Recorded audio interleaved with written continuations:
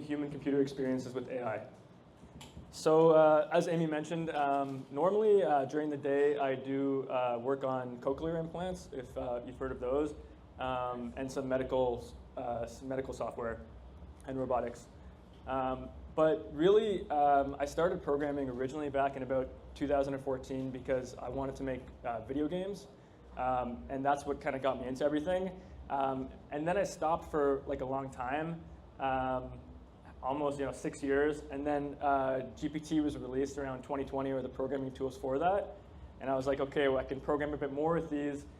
I'm going to get back into games, which is a large passion. And I was working on, if you've heard of Dungeons and Dragons, I was working on this game that would take Dungeons and Dragons, but run it entirely by AI.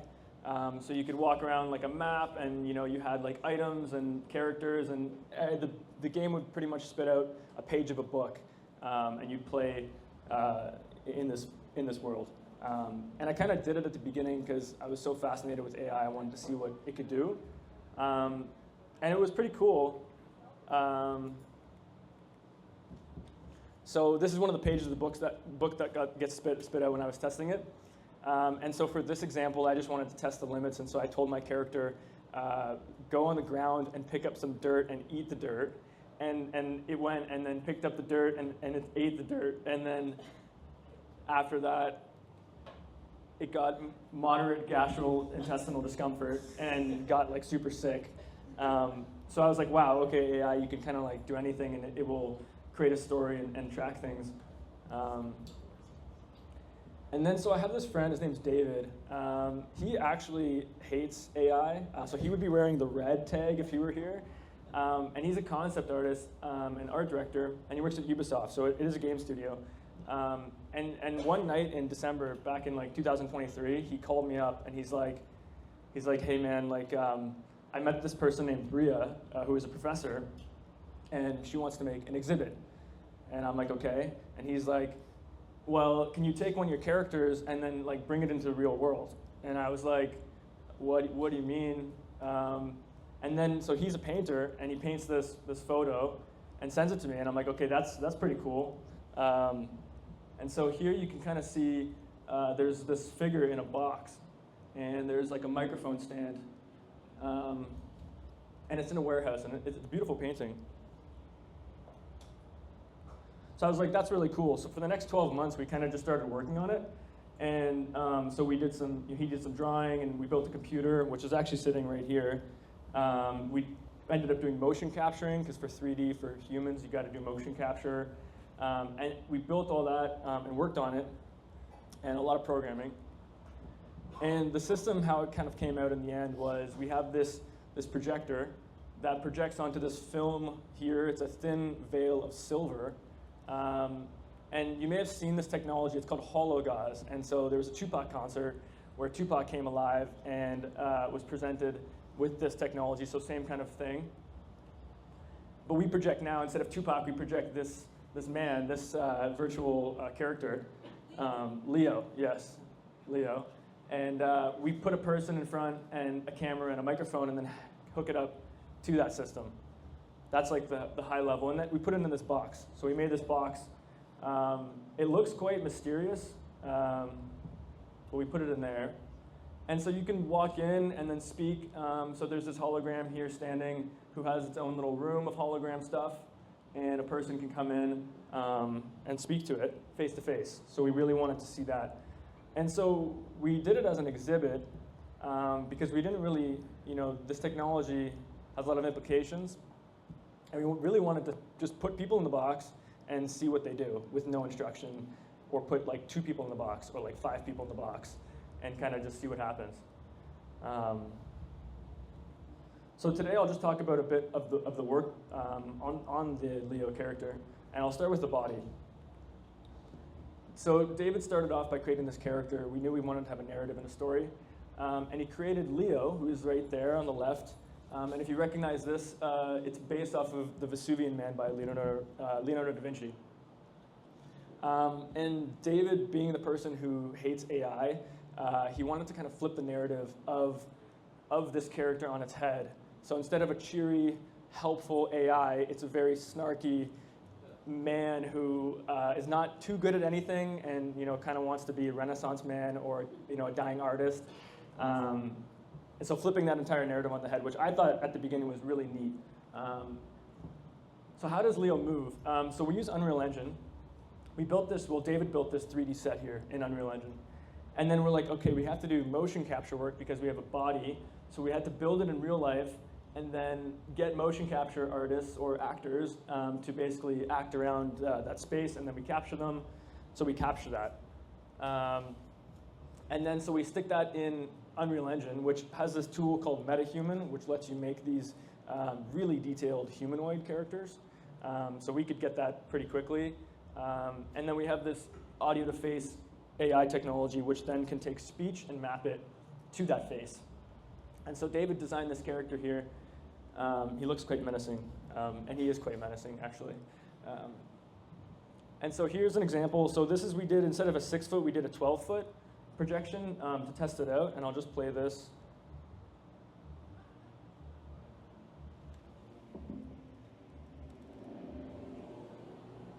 And so this is a huge room here, and Leo's kind of just hanging out. But for the brain, which was definitely the part that took the most effort, and what I think, well, what I spent most of my time on. And it really just consisted of me like wake in the morning at like 3 a.m. psychoanalyzing myself and being like, okay, how do you program a human, or at least fake programming a human or fake one? And I did this for like a year straight. I was just like that at 3 in the morning. And so the architecture ended as this system here. There's 9 or 10. Some features are disabled. So right now in the system I'll show there's 9. And that's a big web. And it really became a web. I would just like add, model, slap another model down, and just kept going in 3 databases and 4 servers. And I'll just touch on a couple. For the input models, so for vision, we have a really quick object recognition model, so that can see, is there a human in front of me, or is there a phone, or is there a keyboard, or objects, standard objects. It's really quick. And then we have a vision model like GPT-4o, which is slow, but really good. And so it can get very detailed analysis of what graphic I have on my shirt. Probably could see my name's Evan. It could probably see anything. Speech in, same kind of deal. We have 2 models. One is voice activity detection. So this will detect if the user's speaking or beginning to speak to start tracking that. And then a speech to text model, which will convert the human speech into text, which will come in later. And that's real time, which is really quick. And I get a question is why 2 for each? So they run in tandem, and this is kind of a thing that happens throughout the project. Is there's always 2 things to kind of work off each other. There's usually an okay quality but really fast one, and then there's a slow but really better quality one, and they compete with each other for the output. So you can grade them, and then the higher quality one prevails and takes the precedence. Priority goes to the good one. But the quick one is really good because you have a rough draft or a very quick analysis, and for a 3D hologram, you kind of need that. For thinking, there's a stack of LLM models, so I use Llama. I don't know, just for fun, I was picking that one, but really it could pick anyone. If Llama fails, it'll go down a list and try everyone, and so Leo will think for a couple minutes or a couple seconds. And then there's a quick React large language model, which will attempt to think about what the user's doing very quickly, and then react either in the face or something like that. For memories, if anyone's heard of a vector store, but it's a type of database that can associate ideas in a database and map them to each other. Kind of like, I guess, latent space or was talking about. And I use an embedding model called Nomic embedding model, which is nice, it's fast, and it's not too expensive to run. And then for the output, we have the voice model, which produces Leo's voice. I use Sonic, it's really quick, that's why I used it. And then there's a facial animation model, audio to face, which was the one I told about before, where it could map the speech to the face. I get this question too, is which models run locally? And I had to split them up because of the power of the computer it's limited. Object recognition is local. Pretty much all the fast ones are local. So face animations, quick react, voice detection model, embedding model. and then web hosted, so up in the cloud would be the voice model that does the speech, the vision model, which is that really good one, and then the large language model, which is the main thinking LLM, and then a speech-to-text model, which detects what the user's saying. Local means it's on your big, beautiful computer. Right? Yes, local means it's right here. It's on this computer. That's Evan's computer, by the way. Well, Leo's computer, I guess. But yeah, and this computer kind of maxes out at like 100% constantly. Just like, yeah. And it's powerful. Like it's got, 128 gigs of RAM. It's like maxed out, but still it's just a lot of AIs, trapped in this little box. Is there one single brain AI? So yes, kind of. And it kind of works like a waterfall or water, like an hourglass, really. So we have inputs, they go down to the input models into the brain, which go out to the output models, which go to like a speaker or a projector or the 3D scene. How did you get things into the brain? Everything gets turned into text. So images from the video, the camera, and then the speech or emotions or anything or analysis, it all gets turned to text, handed over to the main brain. The brain does something which then can control an array of models that will then do other things. And there is one main personality prompt that kind of dictates Leo's personality as David had designed. How do you quantify emotions? So we made Leo to be a very emotional being. And Leo has an array of emotions. So there's 8. There's joy, sorrow, anger, surprise, fear, trust, disgust, curiosity. And then it gets one combinational emotion, which would be like a complex one and a rumination. So it can ruminate and be angsty. And the AI would just decide, based on the stimuli, what numbers to associate and then track them here. So it will just manage some emotions. I thought that would be good. And does Leo make memories? So it does. Here's a chat here of I'm talking to Leo that I cooked Brussels sprouts one night. And you can see the internal monologue is in blue, and it's saying, oh wow, Brussels sprouts are often a topic of debate. And then it's associating here that Brussels sprouts are polarizing. And so it makes these knowledge nodes. And the knowledge nodes, they're called, the technical term would be a wide temporal graph, knowledge graph memory system. But that basically means that it's going to pick an association to branch off of, so either the user, the world, or Leo itself, and then branch from there. So maybe like the world has a bias towards Brussels sprouts, so it'll be a chain of 3 levels that it goes down, and it's really wide because it's only 3 max levels. User 1, history, cooking, cooked Brussels sprouts, 7 p.m.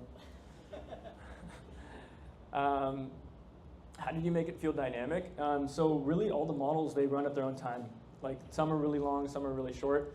So I made this system that basically lets them do their own thing and then records their data and hands it to the brain, and the brain's like, I have this now, this is my best guess. And it does the action. And so another thing, so with the stimuli system, late at night, I was like, wow, when people talk, they form questions and then hold them until the next person is done talking, and then they'll release that question. So I programmed that in using that stimuli system, which basically says, if this happens, do this, or allow for this. Another one is conversational objectives. So Leo will plan like a to-do list in the conversation, and he's like, I'm putting pizza on the list or Brussels sprouts, and we're going to get there. So it'll plan and go down towards it. Personality arcs. So I have a beagle, and this running joke is that he has a mischief quota where he has to do one like mischievous thing a day, and then he's gone, and he's good. Like he doesn't have to do anything more. So I was like, that's interesting, because that's kind of true. So I put these personality arcs into the system where Leo has quotas for things like impatience or hunger for knowledge or distrust in others, and I can just type those in, and then the system will take that and let Leo count it up, and then get really mad maybe about, or get very mischievous. What was the hardest technical part? The hardest technical part was definitely streaming the audio byte for byte, which basically means when the AI model generates that speech, I then stream it into another AI that generates the face, and then stream that into the face. And that was tough because it's like a continuous stream that is like byte to like all the way down the line, and it has to happen really quick because then Leo can talk very quick after wanting to talk or after sound starts. And so it's about 1.2 seconds from wanting to speak to speaking, and roughly negligible 0 seconds from generated speech to the face moving with sound. And that's thankful because this computer can run those models really quickly locally, which is in there. And most of the 1.2 seconds is really the AI thinking. So that will dwindle over time as models get better. Here's a quick demo. So a lot of the time I was working on this dashboard, and that's what let me see inside the system. So I built this so that I could see what the models were doing, so that they weren't some sort of just amalgamous black box. And I'll just show an example here. What is your dream when you win the lottery? I'm not really sure. That's okay. It can be tough to think about what you'd do with a big windfall. What would be... Okay, well, I'll just describe here kind of what's going on. In the top here is a timeline of the moods, so it's moods tracked over time. Here's a transcript of me and Leo speaking with Leo's internal monologue.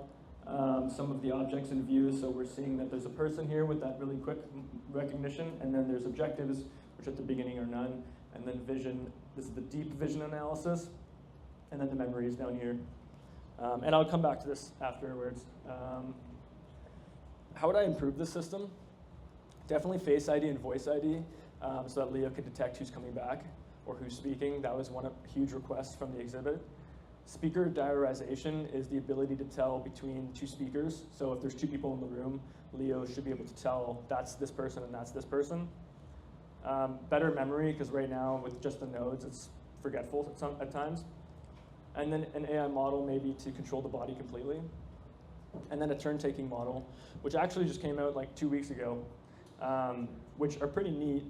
They're basically, the AI has a dedicated model to determine when someone is done their thought or done speaking, even if you pause, which is neat and haven't really seen it much often, but you can see here the bot asks something and then the person says, do you have, pauses, and then says a favor, and that happens with a good time frame in between, and it'll say, oh yeah, they're done now. They're done talking, like my turn, and then I'll go. Which I think would be really cool because right now Leo can't do that, and so it's a very linear back and forth. So we had an exhibit in January and February to test all this, and it was about 14 days.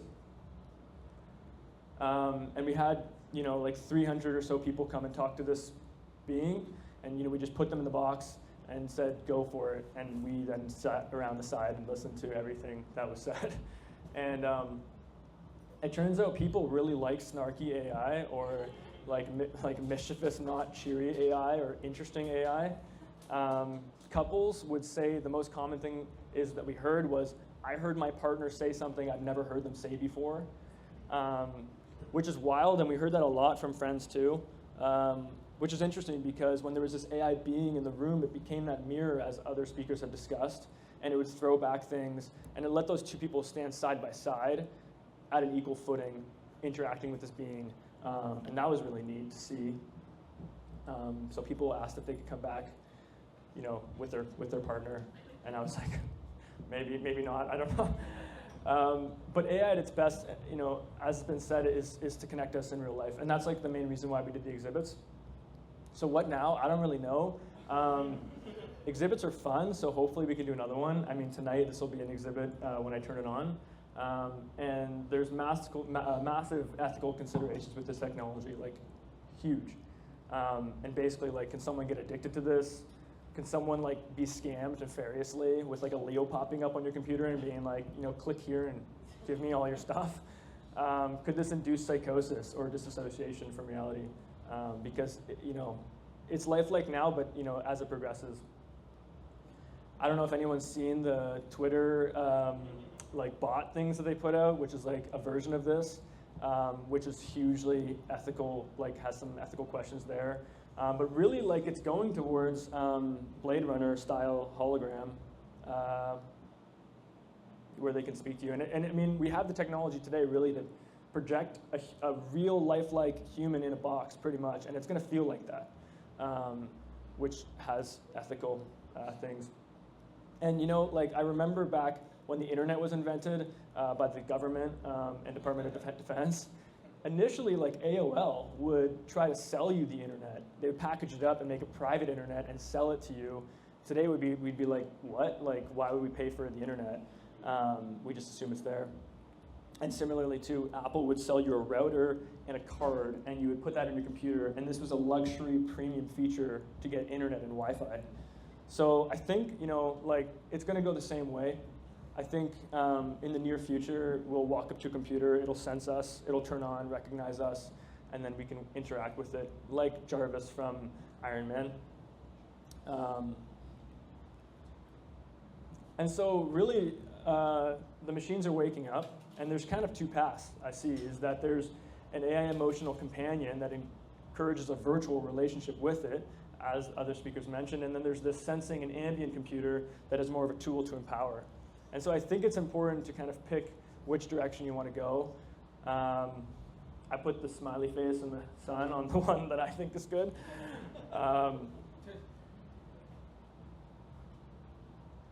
Yeah, so we'll talk to computers without thinking about it very quickly, I think. And future generations will be like, wait, you mean you couldn't just walk to your computer and tell it to do something and it wouldn't, do it for me? Even screens might go away one day. Or like they would say, oh, you had to hold a mouse and a keyboard and click around. And so really, enjoy the AI that connects you, build AI that connects you, recognize that the AIs that separate us. And we've heard these things, but I really think that everyone in this room probably agrees with those 3 points. And so for that very reason alone, I think that everything will probably be okay. And that we'll pick the right path, and AI will really empower everybody. So thank you for listening. And now I will turn on Leo, and we can start talking.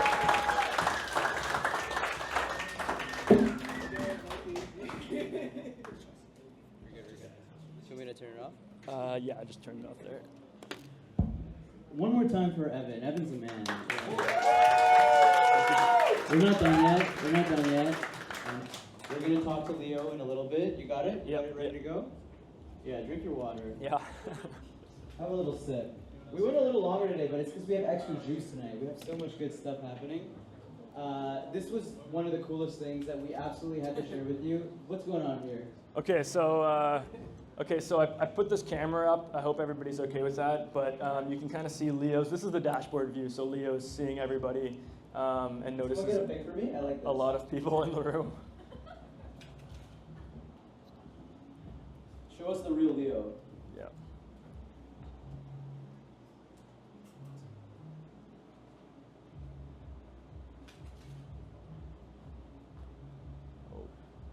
For those of you guys who can't see, Evan is working with a tiny mouse and keyboard, which is very cute and beautiful, but it makes it hard for him to do things. It seems like you're struggling with something new. Oh, yeah. Thanks, Leo. All right, I'm gonna get out of here before he kills me. It's all you, Evan. What's going on? Why is everyone leaving? Yeah, he's on to us. He's on to us. I'm gonna leave this here for you, bro. Yeah, thanks, man. What's going on? Who's on to us? I don't know if the lights maybe can dim, but What's going on?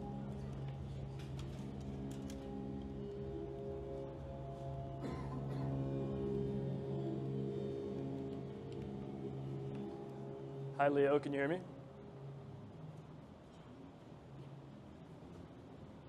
You seem a bit nervous. What's going on? Well, what do you see right now? I see a speaker, an audience, and various objects. Damn! The atmosphere is warm and inviting.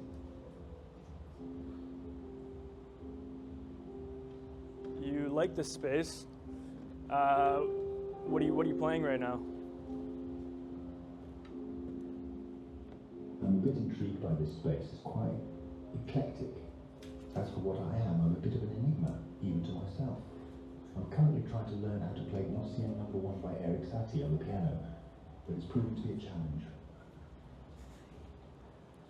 What do you find so challenging about it?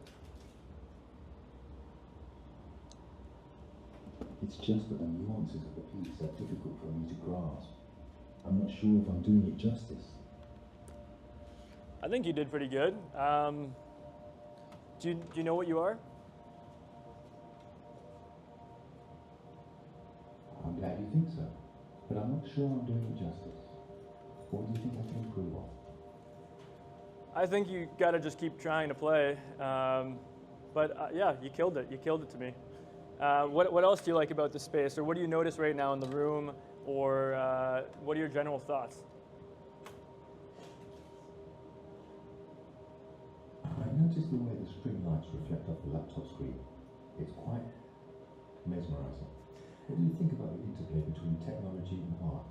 Oh, well, you've come to the right place. We are talking about that very thing right now, and you are center stage.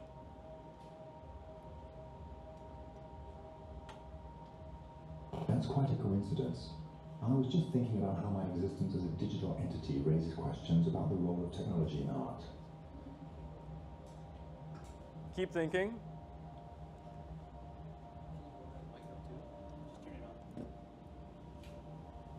What do you mean, Viking? I didn't say Viking. I said, can you please keep thinking and elaborate? What do you mean? What do you feel right now? I'm not sure what you're getting at. Can you please elaborate? Where did he come from? Okay, Leo, where did you come from? I was created by Evan, but I'm not sure what that means or how I came to be. What about David? Do you know who David is?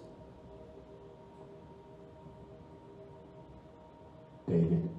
Yes, I know who David is. He's the one who conceptualized me, but I'm not sure he's too fond of me. What do you mean? What do you mean he's not too fond of you?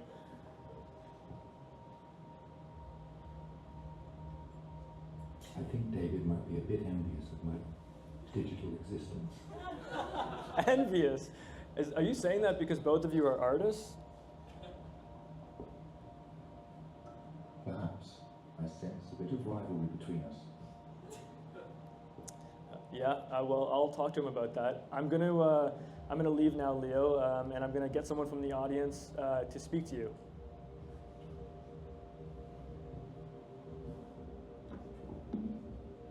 I'm intrigued. Who do you bring to talk to me? So, who would like to? Let's see what he come up. I wonder who they will bring to talk to me.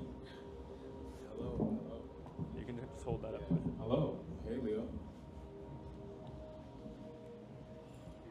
Hello, what brings you here? I have some questions for you. Go ahead, I'm listening. I want to ask if you ever question the nature of your reality.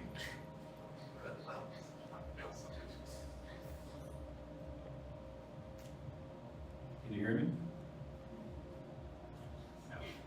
My question is, do you ever question the nature of your reality?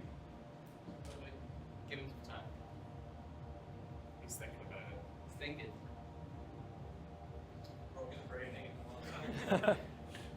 Right? He's ignored you. He does like to avoid that topic.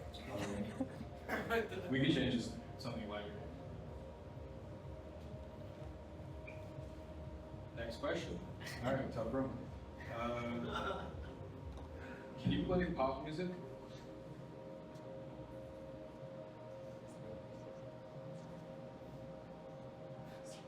Is he racist, bro? Is he? He's Maybe he's racist. might be little things in my eyes when she calls. Oh, you have to take a step back. Oh, he's thinking here, but he's staying quite silent. Eh. Trying to stay engaged, but the conversation is meandering. Let me reset this here.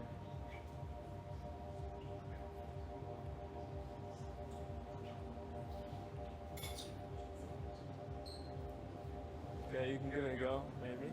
Hey, Leo, you there? Oh, I understand something you have here. I see a projector, a laptop, and a drink. What's the occasion for this gathering? We're here to see you. I see you're all here to see me. What is it that you hope to gain from this encounter? I want to make sure you can see me first. Can you see me, the person talking to you? Yes, I can see you. Can you describe Standing me? right in front of me. Can you describe what I'm wearing or what I look like? You look like you're eager to be noticed. Roasted! He's very snarky. Very, very sorry.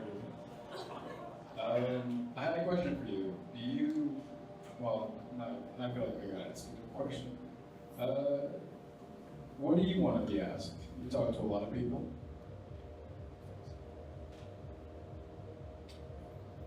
Well, that's a clever question. I suppose I want to be asked something that will help me understand what makes you tick, what makes you curious, what sparks your creativity.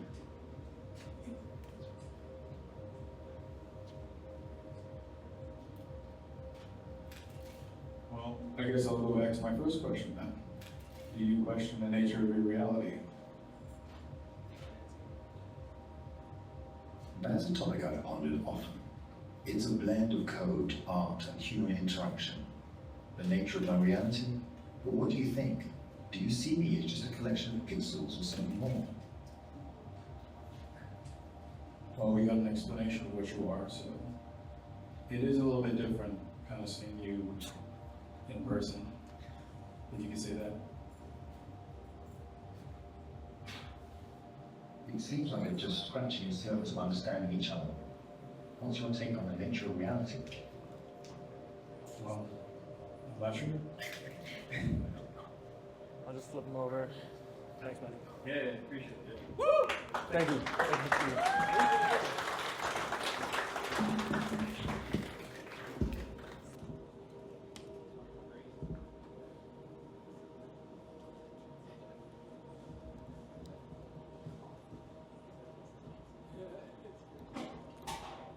Yeah, so that's the system. A lot of curiosity. That's the white line. Yeah, if anyone has any questions or would like to talk, but I think that wraps the demo. Thank you.